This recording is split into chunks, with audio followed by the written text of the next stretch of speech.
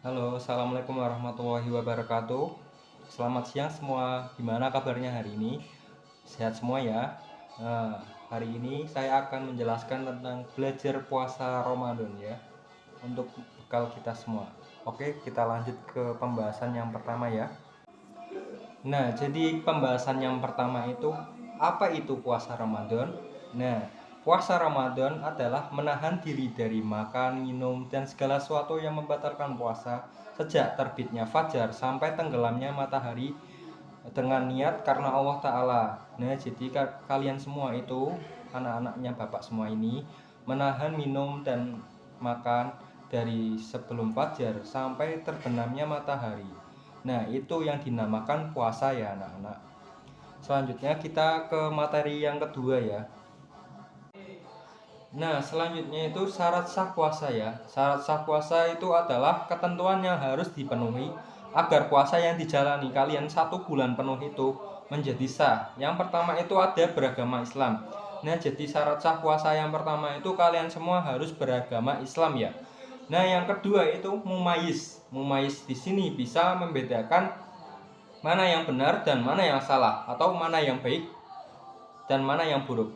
Nah, jadi kalau kalian sudah bisa membedakan mana yang baik, mana yang buruk, jadi kalian sudah memenuhi syarat sah puasa ya. Yang ketiga itu suci dari haid dan nifas bagi perempuan. Nah, jadi syarat sah puasa juga bagi perempuan itu suci dari dua hal tersebut ya. Dua hal tersebut karena keduanya itu bisa membatalkan pada saat kalian menjalani ibadah puasa ya. Selanjutnya itu dilaksanakan pada waktu yang diperbolehkan puasa. Nah,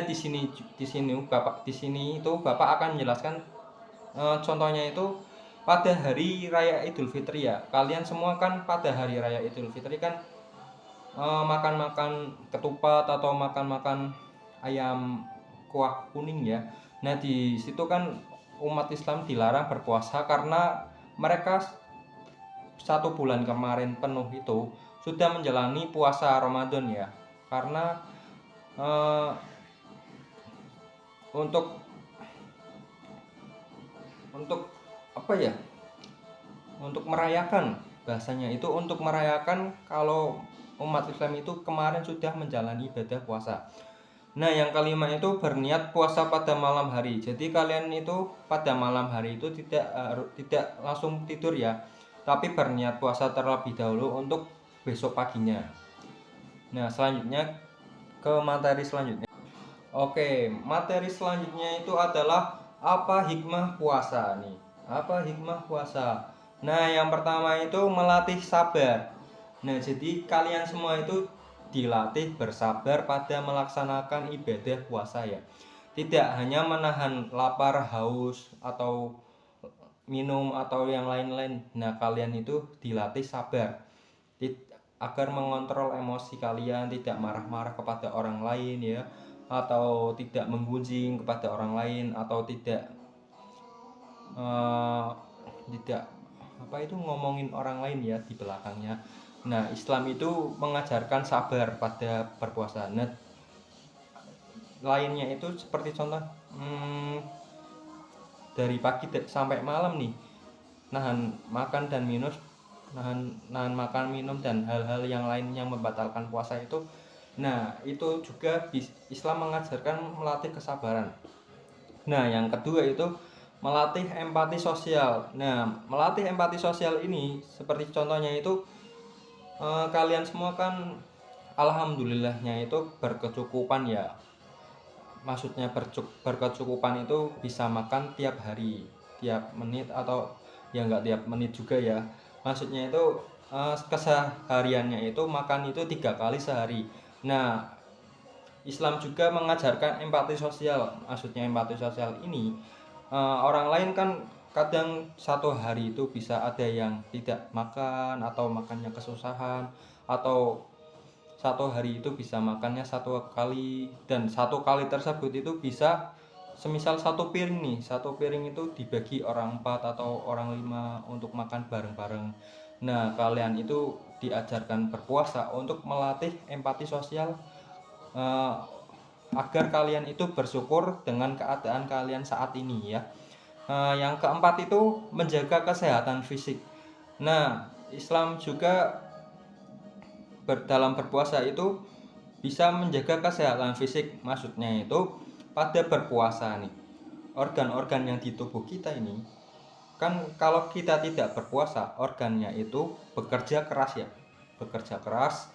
Nah, pada saat kita berpuasa, organnya itu kan maksudnya bahasanya itu mungkin berhenti ya, berhenti sejenak, tidak memproses makanan atau minuman yang masuk. Karena kita berpuasa, akhirnya organ kita itu berhenti makan atau memproses makanan dan minuman yang lain-lainnya. Akhirnya mereka itu, organ-organ itu memproses hal yang lain seperti racun-racun di tubuh kita itu diproses untuk dihilangkan dari tubuh kita. Akhirnya tubuh kita itu menjadi sehat dan bugar ya. Makanya setelah kita berbuka itu, kita kan kaget, makan sedikit kok udah kenyang. Nah, ternyata itu mungkin tubuh kita itu sudah menghilangkan racun-racun yang ada di tubuh kita di hari-hari sebelum kita berpuasa.